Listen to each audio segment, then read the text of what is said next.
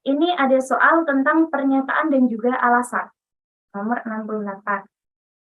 Pernyataannya, teknik kultur jaringan tumbuhan sering dilakukan pada tanaman yang sulit diperbanyak secara vegetatif. Nah, teknik kultur jaringan tumbuhan. Oke.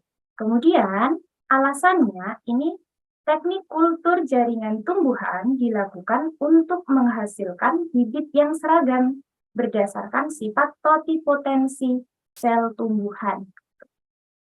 Nah, oke, teknik kultur jaringan itu merupakan metode untuk memperbanyak tumbuhan dari sel-sel tumbuhan induk di lingkungan buatan yang terpisah dari induknya, gitu ya. Jadi sel-selnya itu diperbanyak, tapi lingkungannya itu benar-benar dijaga. Jadi disterilkan, apa ya istilahnya tuh dibuat semaksimal mungkin gitu supaya pertumbuhannya nanti akan optimal. Nah, ini pernyataan di sini kultur jaringan tumbuhan sering dilakukan pada tanaman yang sulit diperbanyak secara vegetatif. Padahal sel jaringan tumbuhan itu ketika diperbanyak tanpa melakukan proses fertilisasi itu merupakan reproduksi vegetatif.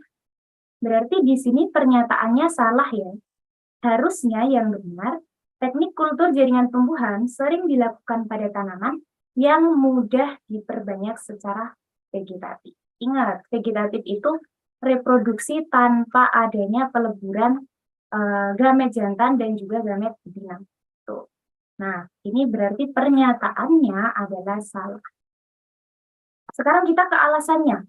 Teknik kultur jaringan tumbuhan dilakukan untuk menghasilkan bibit yang seragam berdasarkan sifat totipotensi sel tumbuhan.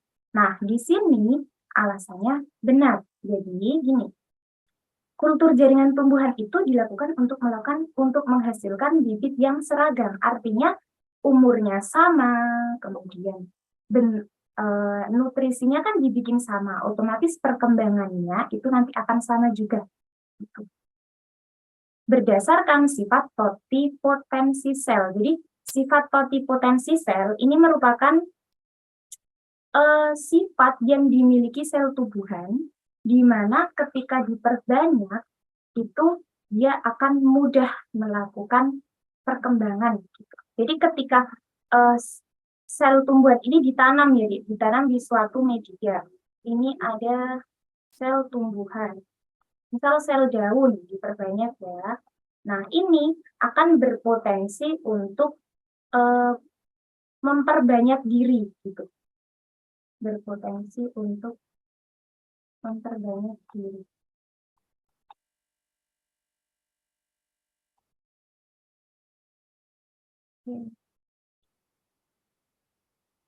Nah, jadi di sini untuk pernyataannya salah dan juga alasannya benar, maka kita pilih opsi yang untuk pernyataannya salah, kemudian jawabannya benar itu opsi D ya, opsi D.